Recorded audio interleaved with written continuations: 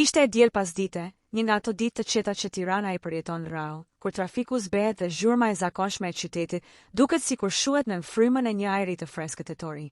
Shielli ishte i mbuluar me re të lehta dhe era sillte aromën e shiut që kishte rënë pak më parë. Në trotuarin pranë liçenit artificial, Ardiani ecte ngadalë me vajzën e tij 7 vjeçare, Klarën, që e mbante për dorë dhe i fliste pa pushim për filmin që kishin parë në kinema. Ajo qeshte, hite duart në ajër për të treguar skena dhe sytë e saj shkëlqenin. Ishte e vetmja dritë që i kishte mbetur në jetë. Që nga ajo ditë e mallkuar 2 vjet më parë, kur Elira, bashkëshortja e tij, kishte humbur jetën në një aksident automobilistik pranë Qafkrabës, çdo ditë kishte qenë një betejë. Kishte qenë ai vetë që kishte shkuar në vendin e ngjarjes, kishte parë makinën e përmbysur, kishte parë trupin e pajet dhe kishte dëgjuar mjekët që i thanë me zë të ulët, "Na vjen keq, nuk ka mundur t'ja dalë." Kishte firmosur në morë për identifikim, kishte parë fytyrën e saj të zbehet, kishte mbajtur vajzën në krah në funeral dhe i kishte premtuar vetes se do të vazhdonte për Klarën. Ishte një betim që e mbante çdo ditë, edhe pse shpesh i duke i pamundur. Ajo pasdite, ndërsa po ecnin drejt një lokali që sapo ishte hapur, Klara e tërhoqi për dorë. "Babi, dua të ulemi atje. Më pëlqen si duket ajo dritarja me drita roz." Ardiani ngriti sytë dhe pa një tabelë të re me shkrim elegant, Caf Magnolia. Ishte një vend i vogël me dekor minimalist, por i ngrohtë. Hyri me vajzën, mori një tavolinë pranë xhamit dhe porositi një çokoladë të nxehtë për të voglën dhe një kafe për vete. Ndërsa priste, diçka ndodhi që do t'i ndryshonte jetën përgjithmonë. Një zë i butë femëror u dëgjua pranë tij. "Përshëndetje, a keni porositur?" Ai ngriti sytë pa shumë vëmendje dhe në çast ngrirë. Për një sekond, zemra ju ndal. Para tij qëndronte një grua me flokë të gjatë, ngjyrë gështenje, me sytë e gjelbër që të kujtonin gjethet pas shiut. Kishte të njëjtin buzëqeshje, të njëjtën formë të fytyrës, të njëjtën zë. Ishte e pamundur, por ajo duke pikërisht si Elira. Po, një kafe dhe një çokoladë të nxehtë," mërmëriti ai, duke e parë me mosbesim. Vajza e tij, që deri atëherë po vizatonte diçka në një fletore, ngriti kokën dhe e pa. "Babi," tha ajo me një zë të çiltër dhe të habitur, "ajo kamarierja duket si mami." Gruaja mbeti për një moment pa lëvizur, pastaj buzëqeshi ngrohtë, pa e kuptuar peshën e asaj që vajza kishte thënë. "Do t'ju sjell menjëherë porosin," tha ajo dhe u largua drejt banakut. Ardiani e ndoqi me sy, me frymëmarrje të ngatëruar. Duart i dridheshin. Zemra i rritë fort, ndërsa mendja i mbushi me kujtime dhe pyetje të njëpasnjëshme. Ishte e pamundur. Ai vetë kishte qenë në varrim. E kishte parë. Kishte prekur trupin e saj. Kishte qenë aty kur arkivoli ishte mbyllur. "Klara," i tha me zë të butë, "mos thuaj gjëra të tilla e dashur." "Po babi, e them se vërtet i ngjan shumë." "Shiko syt, shiko flokët." Mami kishte të njëjtët. Ai e pa me tronditje. Ishte e pamundur ta mohonte. Ajo grua ishte kopja e saktë e Elirës. Vetëm flokët dukeshin pak më të errët dhe kishte një shenjë të vogël në qafë që Elira nuk e kishte. Kur kamarierja u kthye me pijet, ai e vështroi sërish. "Më fal," i tha me një zë të dridhur, "më duket sikur të kam parë diku. A ke punuar më parë në ndonjë vend tjetër?" Ajo ngriti sytë dhe buzëqeshi me mirësjellje. "Jo, kam ardhur këtu para pak javësh. Jam e re në qytet." "E re në qytet?" Përsëriti ai me habi. "Nga je?" "Nga Korça," tha ajo. "Kam ardhur për punë." Pastaj, si për të shmangur çdo dyshim i shtoi, "Kam jetuar pak vite jashtë në Itali." Ardiani nuk foli, vetëm e vështroi. Ishte diçka në mënyrën si e mbante filxhanin, si kthente kokën, si e përtypte buzën kur mendonte. Ishte ajo. Ishte Elira. Dhe megjithatë, jo. Kur ajo u largua, ai qëndroi i heshtur për disa minuta. Klara vazhdoi të vizatonte. "Babi, pse u zbehe?" "Jo asgjë, zemra ime. Thjesht më kujtoi dik." "Kujtoi mamin?" E pyeti ajo me pafajësi. Ai uli syt. "Po," tha me zë të ulët. "Mamin." Në ditët që pasuan, Ardiani nuk mundi ta hiqte atë fytyrë nga mendja. Çdo natë i rikthehej ajo pamje. Ishte si një plagë që hapi sërish. Kishte kaluar 2 vite në përpjekje për të mbyllur atë kapitull të dhimbshëm, por tani gjithçka u shemb. Të enjtën e ardhshme, në të njëjtin orar, u kthye sërish në të njëjtin lokal. Këtë herë vetëm. Kamarierja ishte aty, po fshinte një tavolinë pranë dritares. Kur e pa, buzëqeshi me mirësjellje. "Përsëri ju? Ju pëlqeu çokolata jon, duket." Ajo mundua të buzëqeshte. "Po, ishte shumë e mirë. Dhe më fal që po të shqetësoj, por mund të pyes për emrin?" Ajo u ndal. "Quhem Alisa," tha me një ton të qetë. "Pse?" "Thjesht më kujton dikçe që kam njohur." Alisa uli syt për një moment, sikur diçka e kaloi në mendje. Ndonjëherë njerëzit na kujtojnë ata që kemi humbur, tha me një buzëqeshje të lehtë dhe u largua. Por diçka në mënyrën si e tha e bëri Ardianin të dridhej. Sikur edhe ajo po luante me të njëjtën mister. Ai filloi të vinte çdo ditë. Merrte një kafe, rinte në të njëjtën tavolinë, shite Alisën si lëvizte, si fliste, si qeshte. Në fillim mendonte se ishte një ngjashmëri e rastësishme, por sa më shumë e shihte, aq më shumë ndjente se nuk mund të ishte rastësi. Një pasdite, ndërsa ajo po dilte nga lokali në fund të turnit, ai e ndoshi me sy. Ajo mori drejtimin e rrugicës prapa Myslim Shyrit, ecën me hapa të ngadalta, derisa u fut në një ndërtesë të vjetër dykatëshe. Ai shënoi adresën në mendje. Të nesërmen, në mëngjes, mori guximin të shkonte. U sol si rastësishëm, daloi në dyqanin poshtë për të blerë cigare dhe e pa Alisën që dilte nga dera, e veshur me një pallto gri dhe një shall të kuq. Për një moment, ajo u ndal dhe u kthye, sikur e ndjeu që po e ndiqnin. Sytë e tyre u takuan për disa sekonda. Ai uli kokën. Kur e ngriti sërish, ajo kishte ikur. Atë mbrëmje i kërkoi një shokut të tij, Arbenit, që punonte në polici, një favor të vogël. Beni, mund të më gjesh një informacion për Dik, nëse ka dosje, adres, ndonjë të dhënë? E di që s'duhet, por është e rëndësishme. Për kë? Pyeti Beni, duke ngritur vetullat. Një vajzë, quhet Alisa, punon në Caf Magnolia. Nuk e di mbiemrin. Ardian, çfarë po bën? Vetëm një kontroll të vogël. Më ndihmë.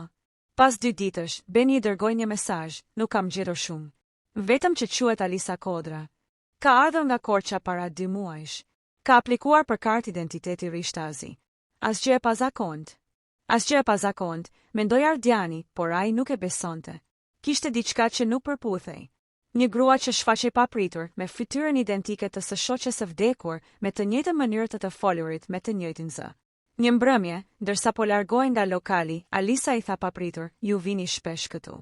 Ka ndonjë arsye? Ai e pa drejtë në sy. Ndoshta sepse më kujton Dik që kam dashur shumë. Ajo heshti për një moment. Ajo nuk është më? Jo, tha ai me zë të dridhur. Ka vdekur. Në fytyrën e saj u shfaq një hije dhimbjeje. Më vjen keq, tha. Por ndonjëherë ata që kemi humbur nuk largohen vërtet. Vetëm ndryshojnë formë. Ai e pa i hutuar.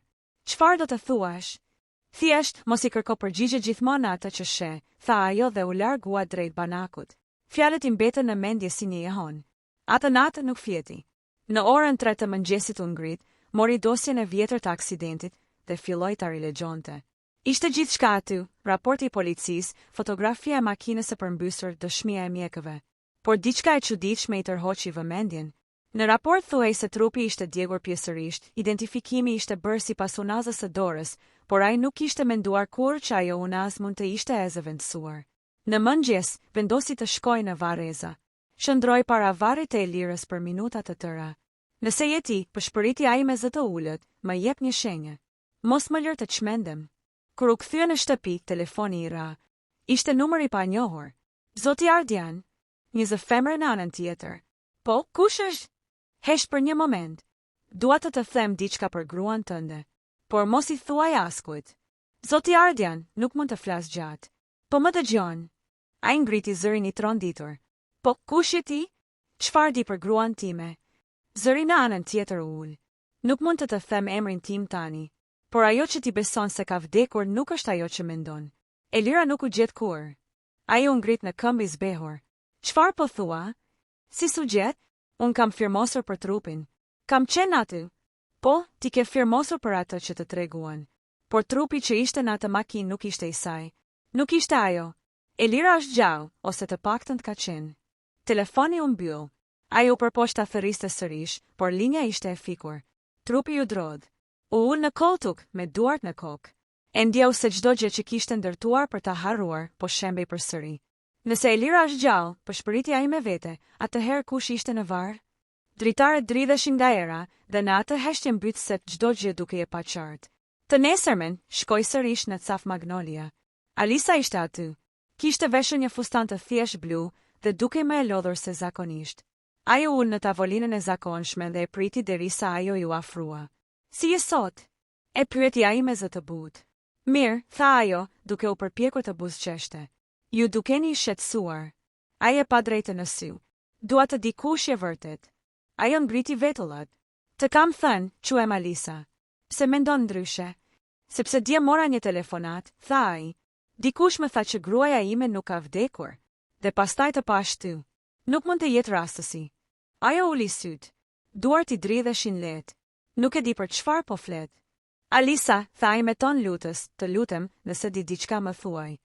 Nuk dua të bëj keq. Thjesht dua të di të vërtetën. Ajo heshti për disa sekonda, pastaj u kthye nga banaku. Pastorni tim, më prit jashtë, tha pa e parë në sy. Por mos i trego askujt. Kur dielli perëndoi, ai qëndronte përballë lokalit, me zemrën që i rrithte në gjoks. Alisa doli, hodhi një shall të zi rreth qafës dhe pa rreth e qark. Kur e pa, i bëri shenjë të ecte pas saj. Ecën në heshtje nëpër rrugicat e pasme të Ali Demit, derisa arritën në një ndërtesë të vjetër. Ajo hapi derën, e ftoi të hynte dhe mbylli me çelës pas vetes. Dhoma ishte e vogël me një dritë të zbetë. Në mur kishte disa fotografi të vjetra, një pasqyrë dhe një karrige e vjetër druri. Ulu, tha ajo me zë të ulët. Alisa, më thuaj të vërtetën, tha ai duke e parë drejt. Ajo mori frymë thellë. Nëse të them, do të më besosh. Varet nga ajo që do thuash. Ajo u afrua, uli shallin dhe e pa drejt në sy. Unë jam e lira. Ardiani u ngrit me njëherë. Jo, kjo nuk është e mundur. Elira ka vdekur. Unë thuan isha aty.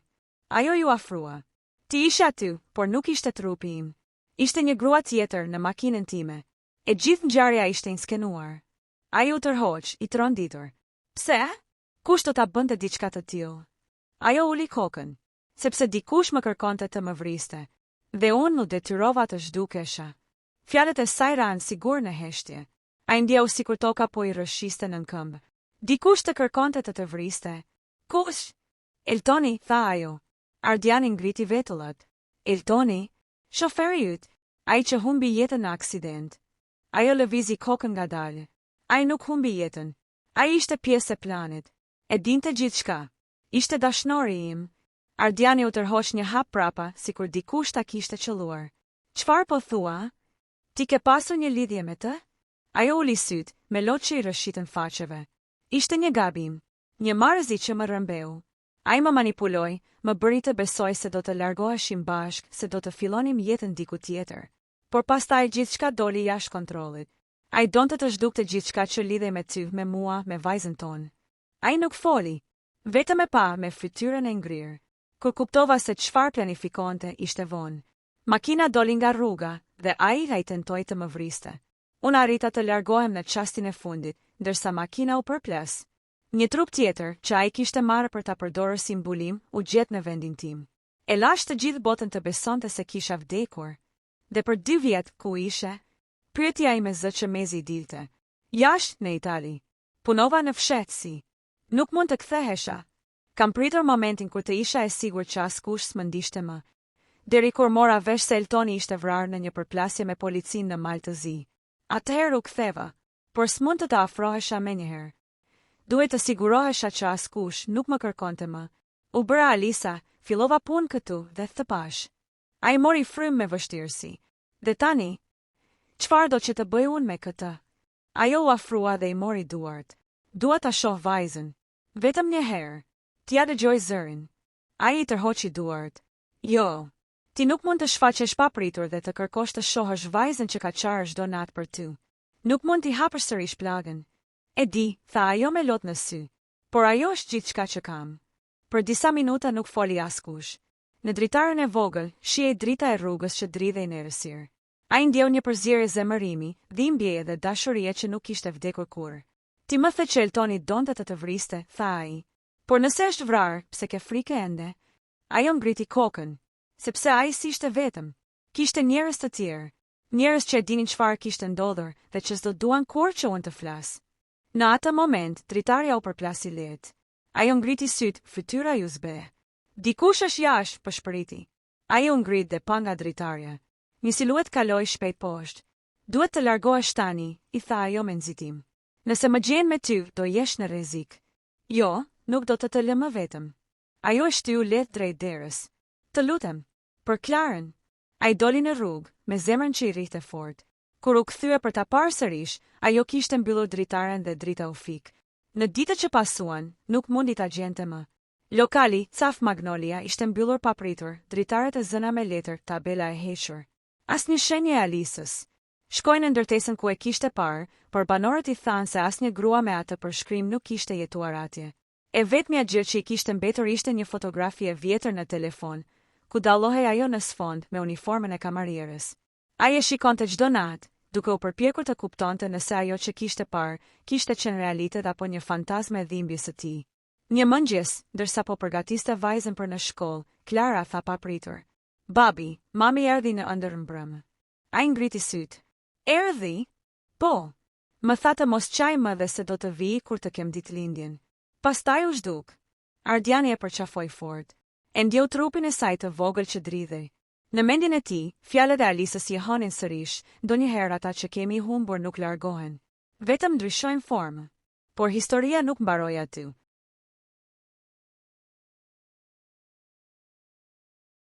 Një javë më vonë, ai mori një zarf pa emër në kutinë postare. Brenda kishte një fotografi, e lira me Klarën në krah, e bërë kohë më parë në Bregdet. Por prapa fotos ishte një shënim i shkruar me dorë. "Mos kërko më.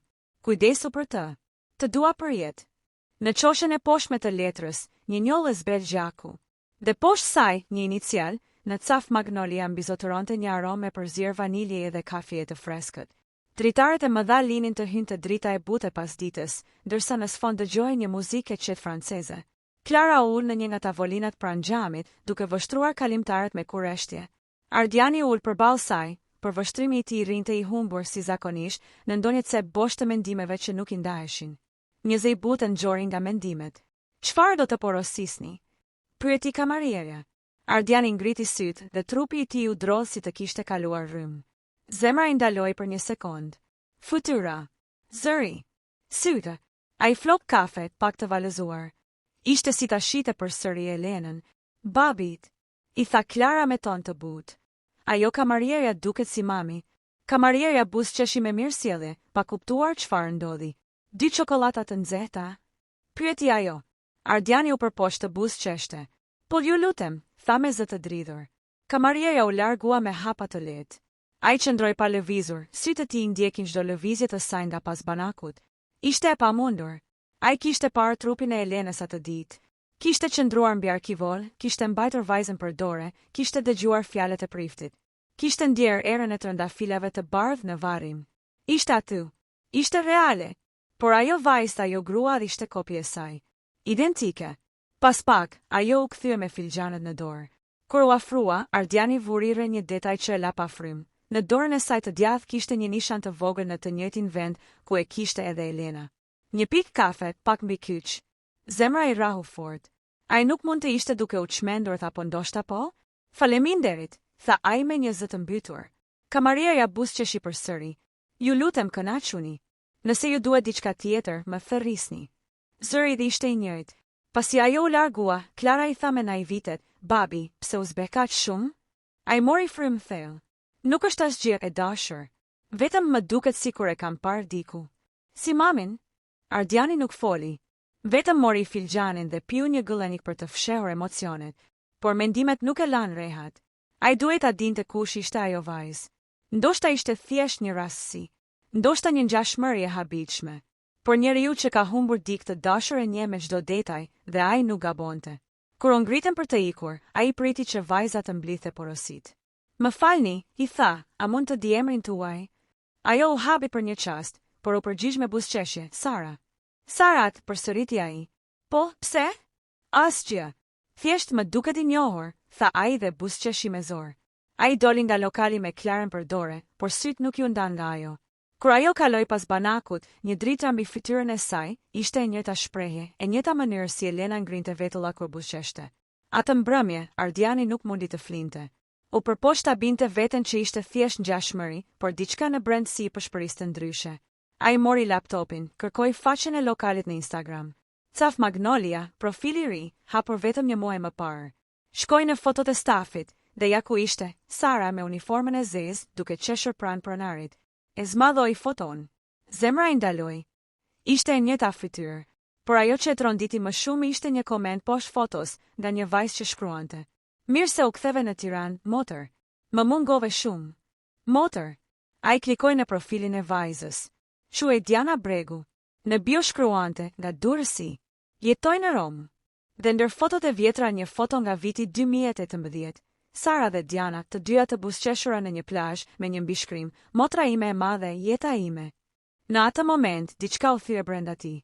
Në vitin 2018, Elena ishte ende gjallë.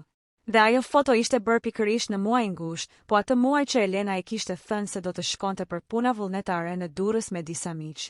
Kishte munguar 3 ditë. Ai nuk e kishte dyshuar kurrë asgjë. Zemra ju mbush me pyetje që i shponin si thika. Kush ishte kjo Sara në të vërtetë? Një rastësi e tmerrshme apo diçka që s'kishte qenë kurrë rastësi? Të nesërmen, sapo Klara shkoi në shkollë, Ardiani u kthye përsëri në Caf Magnolia. Sapo hiri, sytë e Sarës u zgjeruan për një çast, si ta njihte, por nuk foli. Një ekspres, ju lutem, tha ai, për të mos rënë në sy. Ajo e solli kafen, por duart i dridheshin pak. Kur u afrua përsëri, ai vendosi të fliste. Ju thash dje që më duket sikur ju kam parë diku. Tani jam i sigurt që ju kam parë. Keni qenë ndonjëherë në Durrës, para disa vitesh? Ajo u hutua. Në Durrës? Po, jam nga Durrësi. Pse? Ai ndjeu si ftohti i kaloi në përshtyllën kurrizore. Sepse gruaja ime, Elena, humbi jetën 2 vite më parë. Dhe ju më ngjani shumë me të. Ajo u step për disa sekonda, sytë ju mbushën me ujë, pastaj u përposhtë të buzëqeshte. Zotëri, më vjen shumë keq për humbjen tuaj, por unë nuk njoh askënd me atë emër. Ju siguroj që nuk jam ajo. Ai e vështroi në heshtje, duke kërkuar ndonjë shenjë në fytyrën e saj. Kishte diçka në mënyrën si shmante sytë që e bënte edhe më të dyshimt. E di që dukem si çmendur, por nëse do të më lejoni, dua vetëm të di diçka ku keni qenë para 2 vitesh. Kam jetuar në Itali, në Romë, tha ajo prerë. Dhe nuk keni qenë kur në Shqipëri gjatë asaj kohe? Jo. Se më pyesni. Ai u ngrit, duke kuptuar që po e vuri në siklet. Më falni, është thjesht një ndjesi që se shpjegoj dot. Kur doli nga lokali, zemra i rrite fort. Ishte e pamundur të mos ishte ajo. Zëri, syt, nishanit madje dhe mënyra si përplaste gishtat në tavolinë kur mendonte, të gjitha ishin të Elenës. Por si mund të ishte e gjallë? Ai vetë kishte firmosur certifikatën e vdekjes. Kishte marrë trupin nga morgu. Kishte parë çdo gjë me sytë e vet. Për ditë të tëra, Ardiani u kthye fshehurazi në lokal, vetëm për ta parë nga larg. Sara, duke e qetë e zakonshme, punonte çeshte me klientët. Por çdo herë që sytë e tyre takoheshin, ajo largohej menjëherë si e friksuar. Një natë, ai vendosi ta ndiqte. Kur lokali mbylli në orën 10, Sara doli me një pallto të zezë dhe mori drejtimin nga rruga e Mine Pezës. Ai e ndoshi nga pas në distancë. Ai ndaloi pranë një ndërtese të vjetër dykatëshe, hapi portën e hekur dhe hyri brenda. Në tabelën e vogël pranë derës shkruaj: Bregu. Zemra ju drodh. Emri i motrës në Instagram: Diana Bregu. Ai u largua me hapa të shpejt. Po ndodhte diçka që se kuptonte dot ende, por e ndjente se e vërteta ishte shumë më e errët se që kishte imagjinuar.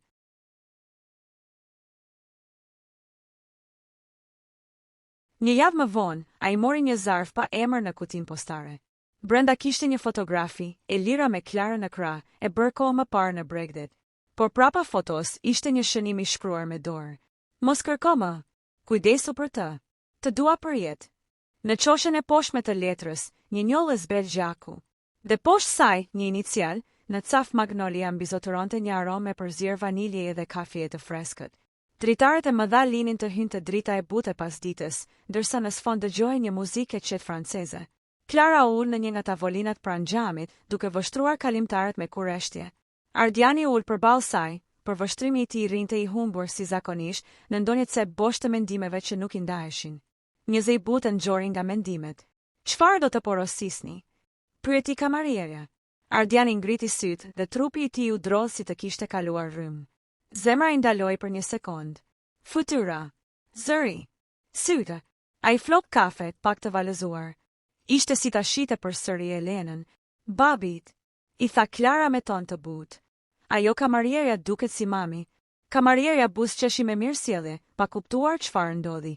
2 çokolata të nxehta? Pyeti ajo. Ardiani u përposhtë të buzëqeshte. Po ju lutem, tha me zë të dridhur. Kamarierja u largua me hapa të lehtë. Ai qëndroi pa lëvizur, sytë e tij ndjekin çdo lëvizje të saj nga pas banakut. Ishte e pamundur.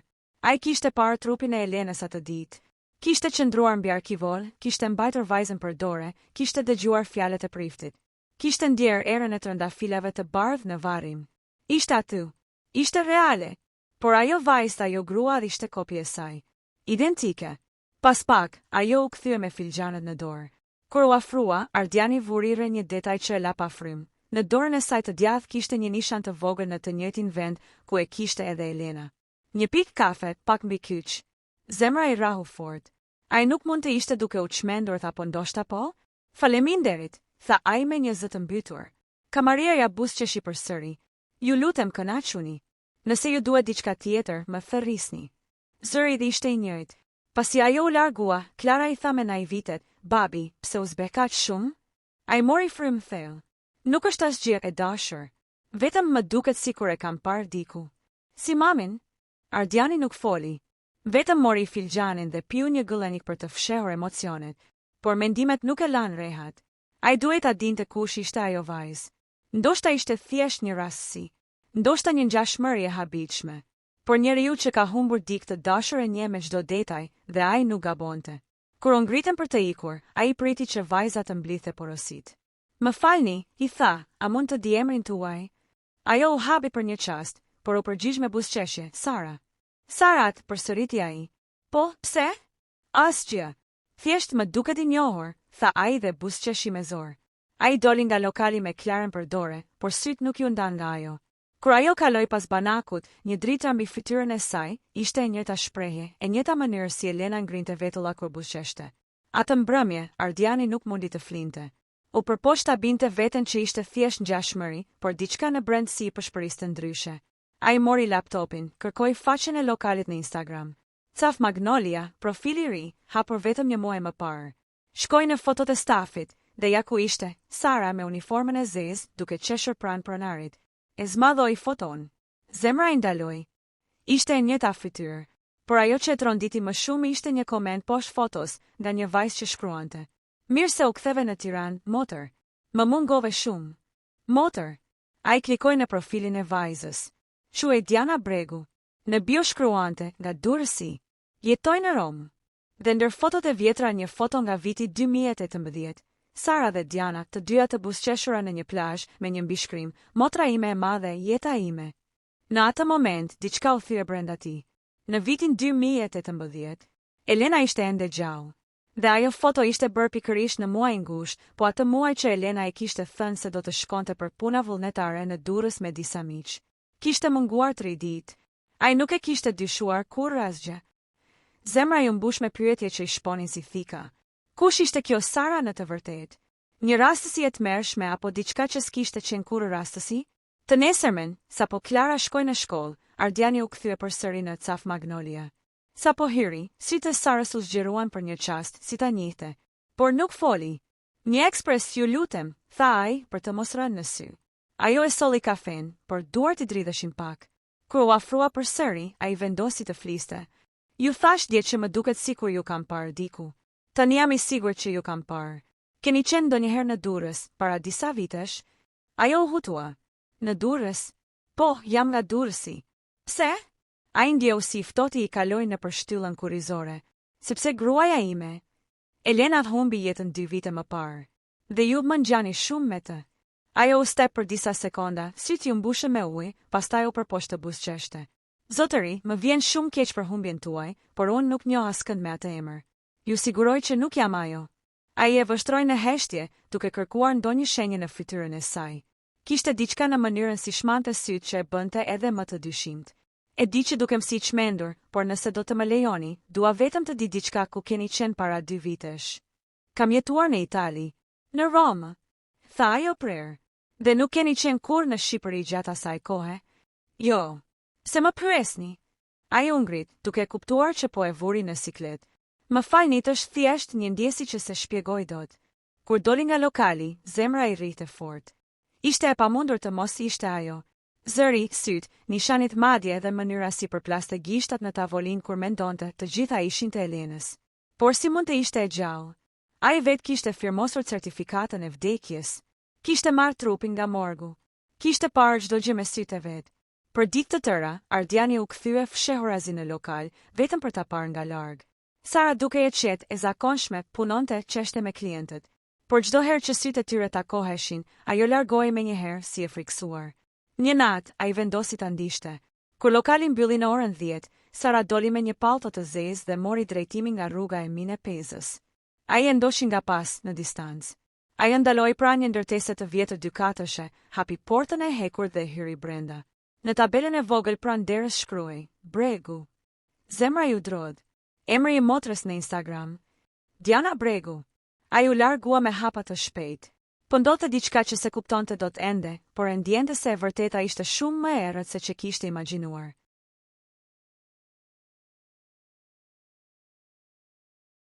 Elena qëndronte përballë tij, fytyra e zverdhur, duar që dridheshin, ndërsa lotët i rridhnin pa zë. Ai nuk fliste, sytë i ishin mbushur me dhimbje, por edhe me lehtësim të përzier me tronditje. Ajo ishte aty. Gruaja e tij ishte gjallë. Ardi, tha ajo me zë të ulët, më dëgjoj mirë. Ajo natë në Kukës nuk ishte aksident. Ishte një tentativë për të më vrarë. Ai ngriti vetullat i hutuar. Çfarë po thua? Eliminimi im ishte planifikuar. Dhe unë isha mjeti i duhur për të zhdukur. Ajo unë në karrigen përballë tij, frymëmarrja e shpejtë, sikur të kishte pritur vite për ta rrëfyer këtë histori. Në vitin 2018, kur të thash se do të shkoja për disa ditë në Durrës me miqtë e punës, nuk isha me mish. Punova për një kompani italiane që kishte kontrat me një firmë ndërtimi shqiptare. Gjatë atyre ditëve, mësova diçka që nuk duhej ta dija. Ata firmosnin dokumente false për tendera ndërtimi në veri, ku shikonin miliona euro për rrugë që nuk ekzistonin. Dikush në kompani e mori vesh që unë e dija dhe filluan të më ndishnin. Një nga ata ishte vetë drejtori, Arsen Duka. Ardiani ndjeu emrin të jehonte në kokë. Ai e njihte atë njeri, kishte qenë mik i vjetër i familjes, kishte ardhur disa herë në shtëpi për darka, madje kishte folur për të si njeri i mirë e punëtor. Elena, po ç'lidhje kishte ai me të? Shumë më tepër nga sa mendon, tha ajo, dhe u ndal për disa sekonda. Përpara se të njiheshim, unë kisha qenë në një marrëdhënie me të. Shumë vite më parë. Nuk ishte diçka që doja ta kujtoja. Ishte i dhunshëm, manipulues. Kur u largova prej tij, më kërcënoi se nuk do të shpëtoja lehtë. Kur rash rastësisht mbi dokumentet që provonin mashtrimet e tij, më kuptoi që e dija. Dhe e kuptova që ai do të më ndalonte me çdo kusht. Ajo mori frymë thellë. Në tetor 2023, më thiri në Kukës, duke më thënë se kishte gjetur prova për një projekt që mund të na siguronte shumë para. Unë nisa, por në rrugë kuptova që dikush më ndishte. Pas disa kilometrash, makina ime u përplas qëllimisht nga pas. U përmbysa, humbisa ndjenjat.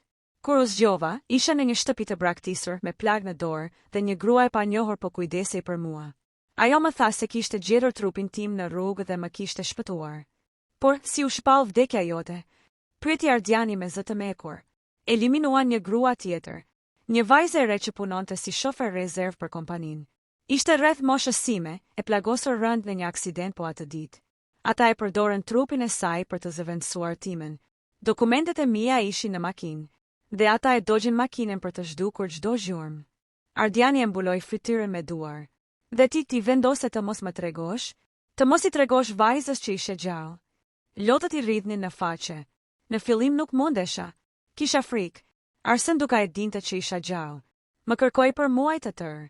Pastaj, kur mendova t'i tregoj gjithçka, mora vesh që ai kishte njerëz kudo. Kishte lidhje me polici, me prokurori. Nëse do të isha kthyer, ju do ishit rrezikuar. Ai u ngrit nga vendi i tronditur. Pra për 2 vite unë dhe vajza jon kemi jetuar me dhimbjen e një vari bosh, sepse ti vendose të më mbrosh me gënjeshtra? Elena e pa në sy, e rënuar. Nuk e bëra për të të lënduar. E bëra sepse do të vrisnin, Ardi. Ai burr nuk falte askënd. Ai eci në përdhom, duart në kokë. Zemra i diçte nga brenda. Dhe tani, pse u ktheve? Sepse Arsen Duka është kthyer përsëri në Shqipëri. Po përpiqet të pastrojë çdo gjurmë të asaj që ka ndodhur. Kam prova që implikojnë. Kam dosje e mail e regjistrime. Dua ta çoj në drejtësi, por më duhet ndihma jote. Në atë çast, një zhurmë më dëgjua nga jashtë. Dritarja u përplas nga era, por ajo dridhje nuk duke e rastësishme. Ai doli me vrap, hapi perdet, një makinë e zezë u largua me shpejtësi nga rruga. Elena, dikush na ka parë. Ajo mori frymë me zor. E dia që s'do zgjaste shumë. Ai e di që jam gjallë.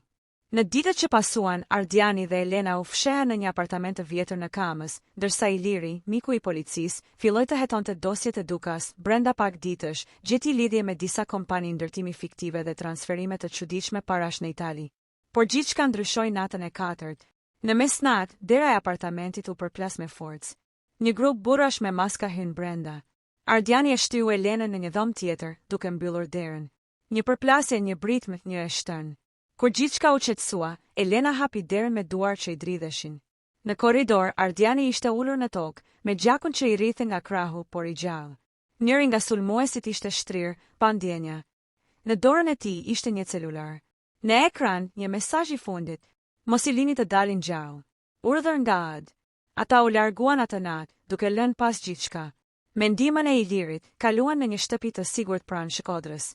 Gjatë atyre ditëve, ndërsa mblidhnin provat, mes tyre lindi diçka që nuk ishte humbur kurrë, dashuria. Një dashuri e vjetër e lënduar, por e gjallë. Elena i tregoi çdo email, çdo dokument, çdo regjistrim të fshehur. Ishte e gjitha aty, mënyra si duke kishte manipuluar tendera, kërcënuar dëshmitar, fshehur aksidente. Iliri ja dorëzoi, dosi një prokurori e ndërkombëtare që punonte me çështjet e korrupsionit. Pas pak javësh, gjithçka shpërtheu në media. Emri i Arsen Dukas u përmend në çdo titull lajmi. Ai u arrestua në aeroport, teksa përpiqej të largohej drejt Zyrihut. Por ndërkohë që drejtësia më në fund po vinte në vend, Elena dhe Ardiani përgatiteshin për takimin më të rëndësishëm, ai me Klarën. Një pasditë të ngrohtë pranvere, ai e mori vajzën nga shkolla dhe e çoi te parku i liçenit, aty ku dikur kishin kaluar orë të tëra. Në një stalë në hije, qëndronte një grua me sy të njohur, që e shite me duar që i dridheshin. Klara e pa, e ndaloi hapin. Zemra e saj e vogël, duke sikur u ndal për një çast. "Babita, ajo është?" "Po," tha ai me zë që u drodh, "ajo është mami." Vajza qëndroi e ngrirë për disa sekonda, pastaj vrapoi me gjithë forcën e saj dhe ju hodh në krah. Lodhet e të dyve u përzien në një përqafim që mbajti 2 vite pezull. Në atë çast, për herë të parë pas shumë kohe, dielli mbi Tiranë duke më i butë, ajri më i lehtë. Gjithçka që kishte ndodhur, dhimbja, frika, gënjeshtrat, kishin sjellë një të vërtetë të vetme. Dashuria mund të fshihet, mund të humbas, mund të shuhet përkohësisht në peshën e frikës, por nuk vdes kurrë. Pas disa muajsh, Elena u thirr në prokurori për të dëshmuar. Rasti i saj u bë simboli një gruaje që kishte guximin të jetonte sërish. Ndërsa Ardiani, për herë të parë pas viteve, ndjeu paqe. Në një mbrëmje të qetë vere, 3 prej tyre, ai, Elena dhe Klara, shkuan në të njëjtin lokal ku gjithçka kishte nisur, Caf Magnolia. U ulën në të njëjtën tavolinë pranë dritares. Sara nuk ekzistonte më, Elena nuk kishte më pse të fshihej. "Babi," tha Klara duke buzëqeshur, tani e kuptoi pse ajo kamarierja dukej si mami. Ardiani e pa me sy të butë. "Ndonjëherë, zemër, jeta na mashtron që të na mësoj diçka. Dhe ajo që humbim, ndonjëherë, kthehet në formën më të bukur." Elena e kapi për dore. Përbar xhamit, reflektimi i tyre trengjante si një fotografi e vjetër që më në fund ishte ngjitur përsëri në albumin e jetës. Në sfond, kënga që dëgjohej ishte e njëjtë si ajo ditë e parë, një melodie qetë franceze që fliste për kthime, falje dhe dashuri që s'vdes. Dhe për herë të parë pas shumë kohe, Ardiani buzëqeshi plotësisht, me bindjen e thellë se edhe vdekja ndonjëherë mund të jetë vetëm një fillim i ri.